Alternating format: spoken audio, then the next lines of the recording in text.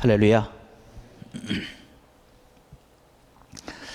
지난 주일에 우리가 원죄라고 하는 것에 대해서 함께 생각을 하고 오늘 나눴습니다. 원죄라고 하는 것은 어떤 시간적으로 우리 인간이 가장 첫 번째 지은 죄를 원죄다라고 이야기하는 것이 아니고 근원적인 죄를 얘기하는 것이죠.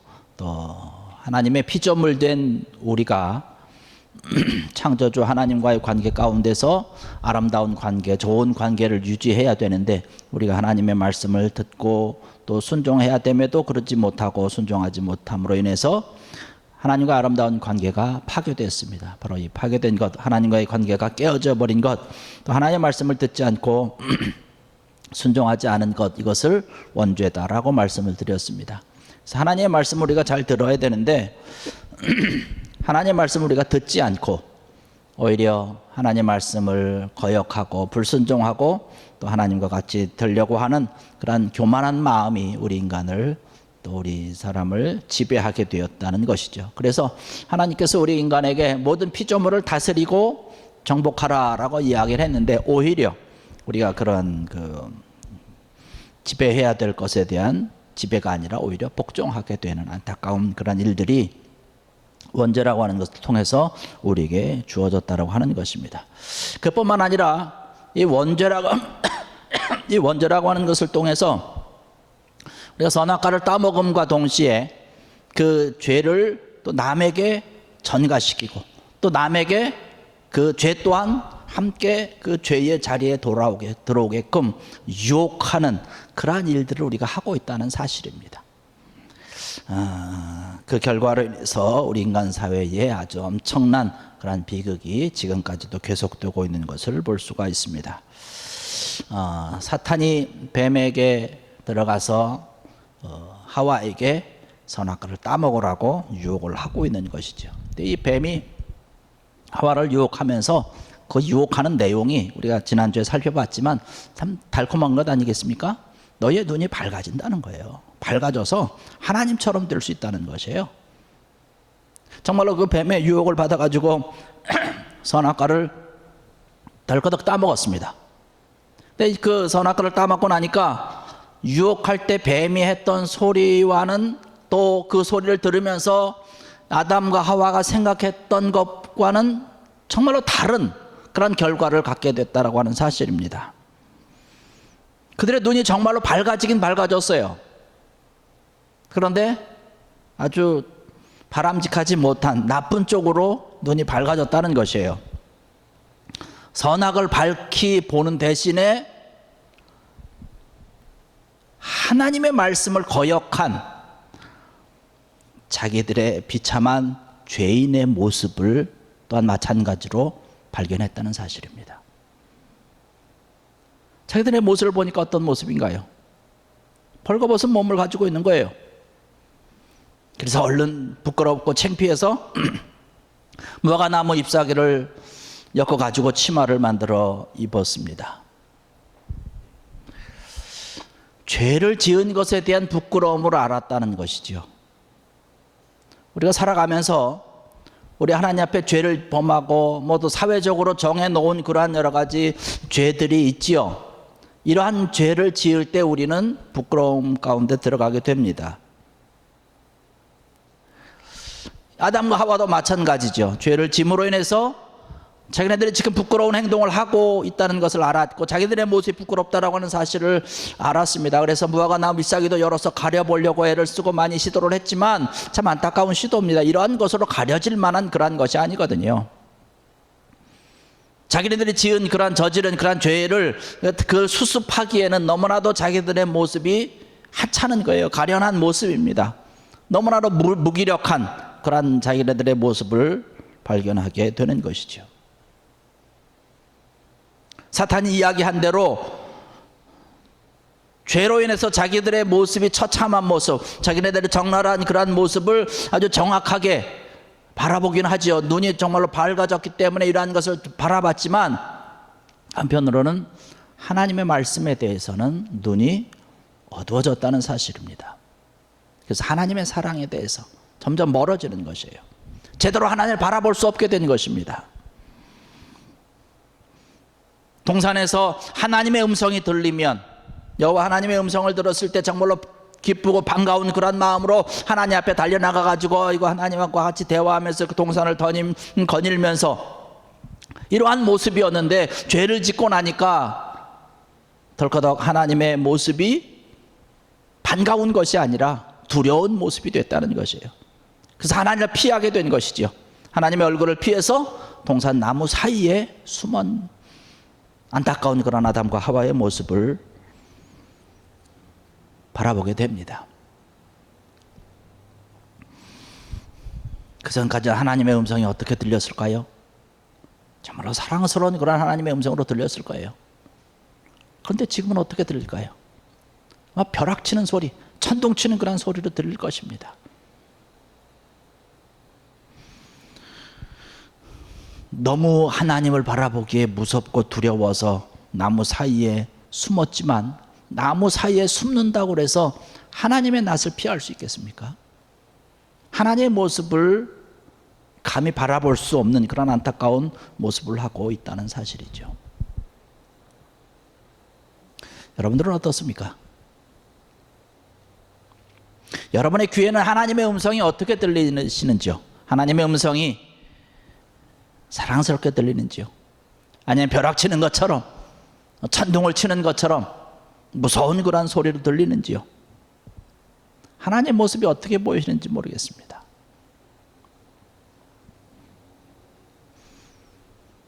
아담과 하와는 죄를 지은 그런 결과로 인해서 부끄러움을 알게 됐고 두려움 가운데 빠지게 됐고, 이제는 그들은 더 이상 하나님의 진리를 쫓는 그런 자들이 아니라고 하는 것이에요. 하나님의 말씀을 따르는 자들이 아니라고 하는 그런 사실입니다. 예수님께서 요한복음 8장 34절에 있는 그런 말씀을 보니까 뭐라고 말씀하고 있냐면, 죄를 범하는 자마다 죄의 종이다라고 하는 이야기를 하고 계십니다.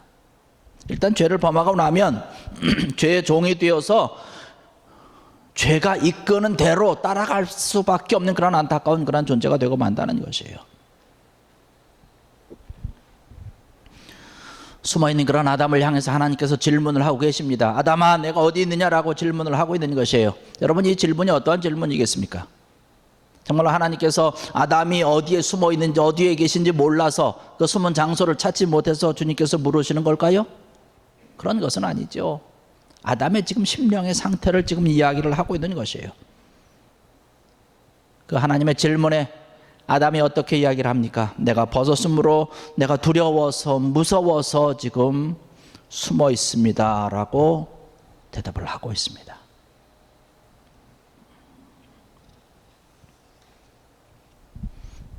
만약에 아담이 하나님의 음성이 두려웠다면, 하나님을 보는 것이 괴로웠다면, 하나님이 처음 등장하고 하나님이 그 동산에 나타나셨을 때에 아담이 어떻게 해야 됐을까요? 하나님 앞에 달려나와서 자기들이 한 일에 대해서 아마 고백을 하고 용서를 구해야 됐을 것으로 생각이 됩니다. 그런데 아직까지도 이 아담과 그 하와는 회개할 생각을 하지 못하고 있는 것을 볼 수가 있습니다. 그래서 하나님께서 이제 그 아담과 하와에 대해서 그 지은 죄에 대해서 문책을 하기 시작하는 것을 볼 수가 있지요. 문책을 하니까 어떻게 아담과 하와가 이야기를 합니까? 책임을 전가시키는 거예요. 책임 전가라고 하는 그런 다른 죄를 또 범하게 되는 것입니다. 죄를 짓게 되면 아까도 말씀드렸던 것처럼 죄의 종이 되는데, 죄의 종이 우리로 하여금 끊임없이 죄를 짓게끔 계속해서 우리를 유혹하고 그 죄의 힘으로 우리를 얽어맨다라고 하는 그런 사실입니다. 하나님의 문책에 대해서 지금 다윗이 뭐라고 얘기를 하고 있습니까? 뭐라고 변명을 하고 있나요? 하나님이 주셔서 나와 함께 하라고 하나님께서 나에게 주신 그 여자, 그가 그 열매를 나에게 먹으라고 주셨기 때문에 내가 먹었습니다 라고 이야기를 하고 있는 걸 바라볼 수 있습니다. 내가 지금 이 죄 지은 것은 내 잘못이 아니라고 하는 것이에요. 그 여인이 나에게 주었기 때문에 내가 먹었다는 것이고, 바로 하나님이 또 그 여인을 주셨지 않습니까? 하나님이 주신 그 여인 때문에 내가 지금 죄를 범했다라고 이야기를 하고 있는 것이에요. 그 여인에게 책임을 전가하고 한 걸음 더 나가서 하나님에게 그 죄를 전가시키고 있는 거예요. 하나님께서 여인을 나에게 주시지 않았으면 내가 이런 죄를 짓지 않았을 것 아닙니까? 라고 지금 얘기하고 있는 것이에요. 나는 지금 아무런 잘못이 없다는 것이 하나님이 저 여인을 내 아내로 주셨기 때문에 그것이 하나님의 잘못이라고 이야기를 하고 있는 것이에요. 참 인간이 참 간사하죠.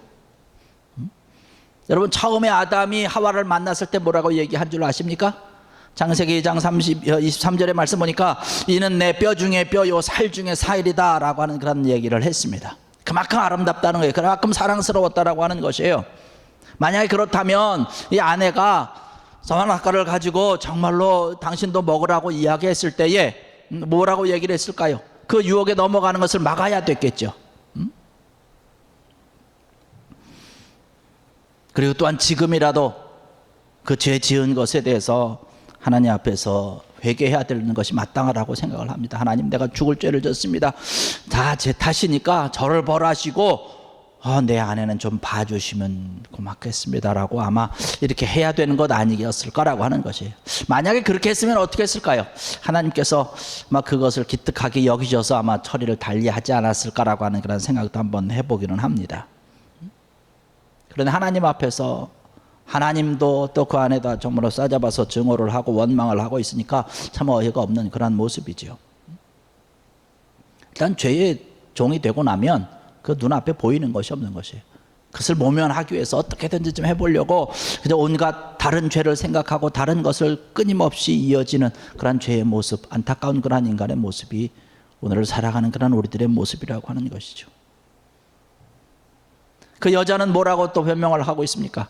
하나님께서 하와에 대해서 문책을 하니까 뱀 때문에 그랬다라고 얘기를 하고 있는 것이에요. 만약 이 하와도 올바른 생각을 가지고 있었다면 그 뱀에게 내가 유혹이 돼서 내가 먹었고 또 남편을 유혹한 것이 저기 때문에 하나님, 남편에게는 아무 잘못이 없으니까요 저를 좀 벌하시고 남편은 봐줬으면 좋겠습니다라고 해야 되는 것 아니겠는가라고 하는 것이에요. 뭐 핑계 없는 그런 무덤은 없다라고 하는 그런 말도 있듯이 그런 이런 핑계 때문에, 핑계로 인해서, 이런 책임 전가로 인해서 그러한 모습들이 오늘날까지 내려옴으로 인해서 우리의 모든 것에 대해서 책임을 전가하고 누구 때문에 그랬다, 누구 때문에 무엇 때문에 했다라고 이야기하는 것을 바라볼 수 있습니다. 이러한 모습이 어떤 모습일까요? 그런 죄에 대해서는 눈이 밝아졌지만 영적인 모습에 대해서는 죽은 모습이라고 하는 것이에요. 어두워진 그런 모습이라고 하는 것이에요. 하나님을 제대로 바라볼 수 없는 것이고 하나님과의 관계가 올바로 될 수 없다라고 하는, 하나님과의 관계가 끊어졌다라고 하는 사실입니다. 더 이상 하나님 앞에 나갈 수 없다라고 하는 사실입니다. 하나님 앞에 죄를 지었기 때문에 더 이상 하나님과 함께 에덴 동산에서 하나님과 함께 거할 수 없게 됐다라고 하는 사실이죠. 그래서 그러한 죄를 가지고 있는 그런 우리이기 때문에 하나님 앞에 나가기 위해서는 우리의 죄가 없어야 되는 것이죠. 죄를 가진 채로 하나님 앞에 나갈 수가 없는 것입니다. 에베소서 2장 1절에 가서 말씀 보면 예수님께서 우리를 구원해 주신 그러한 모습, 그러한 행위에 대해서 이야기하고 있기를 뭐라고 얘기를 하고 있냐면 죄와 허물로 죽었던 우리를 살리셨도다라고 얘기를 하고 있습니다. 지금 나타나고 있는 그런 아담과 하와의 모습은 바로 우리를 칭해서 죽은 자의 모습이다라고 얘기를 하고 있는 것이에요. 영적으로 죽은 그런 자의 모습을 하고 있다라고 하는 사실입니다.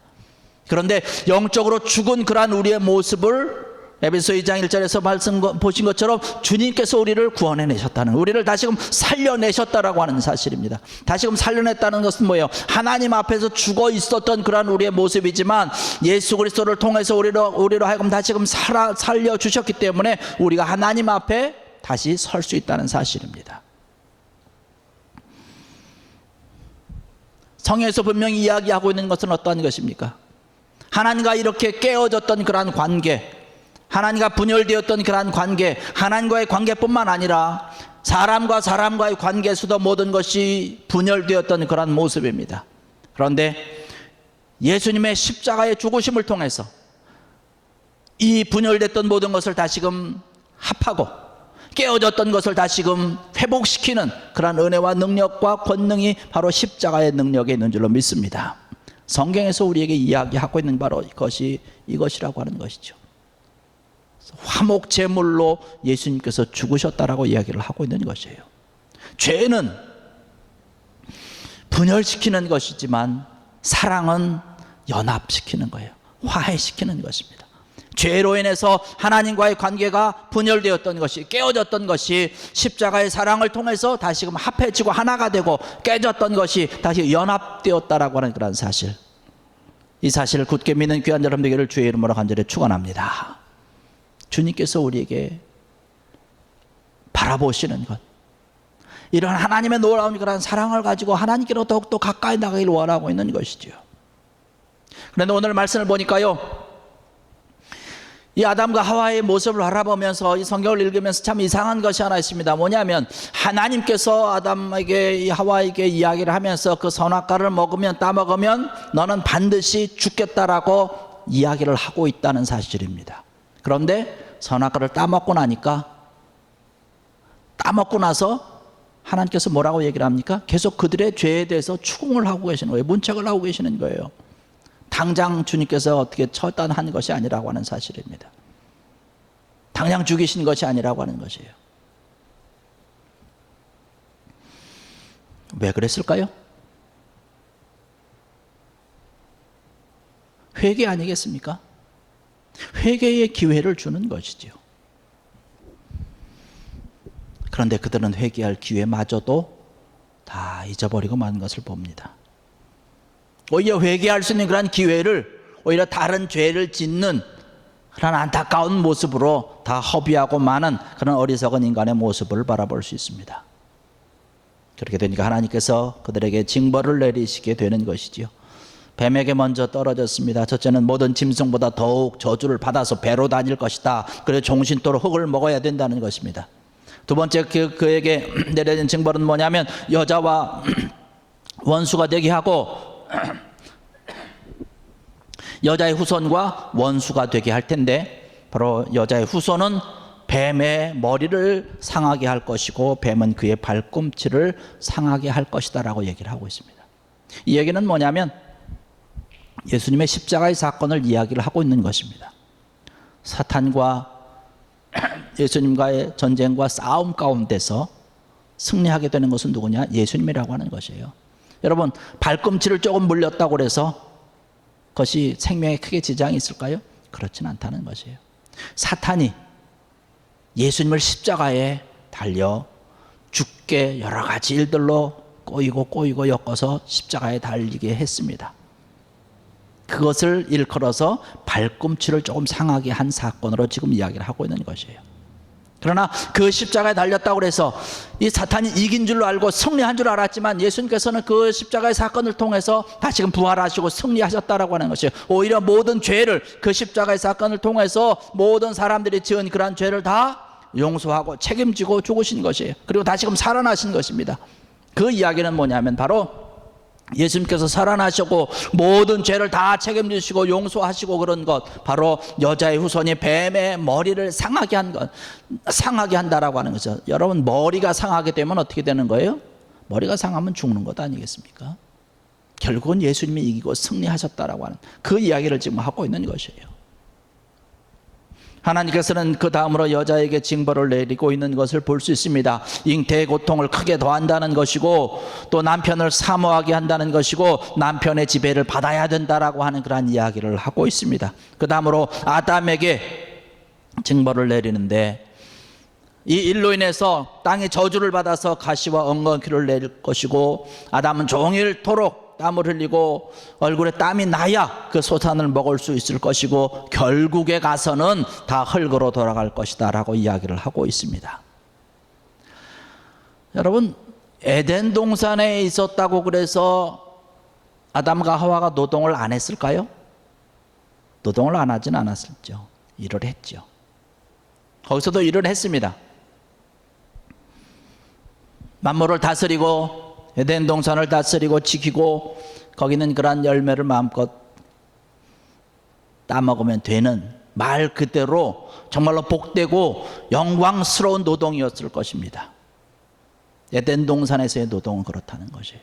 그런데 죄 때문에 그 영광스럽고 복된 노동이 정말로 그 기쁘고 즐거운 일이 고역이 되고 만 것이죠. 땀을 흘려야 되는 거예요.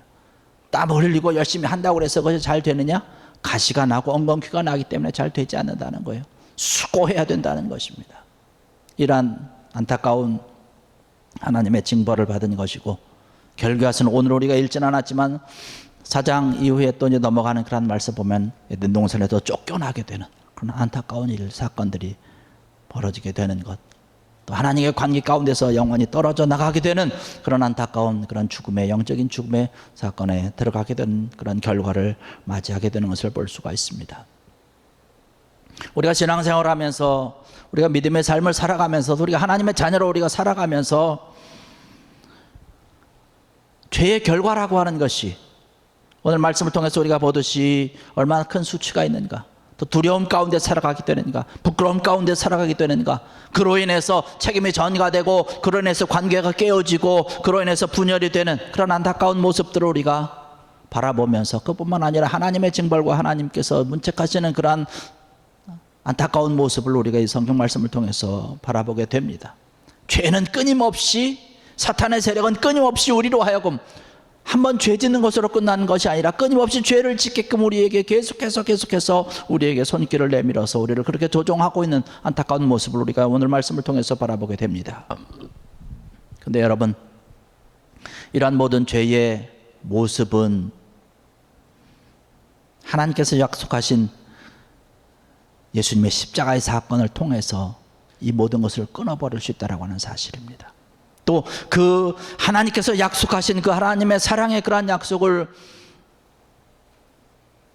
우리에게 보여주시기 위해서 정말로 주님께서 이 세상에 오셔서 십자가에 달려 죽으심으로 인해서 하나님과 관계 가운데서 깨어졌던 우리의 모든 모습을 다시 회복하고 우리의 모든 죄의 악을 책임지셨다라고 하는 사실,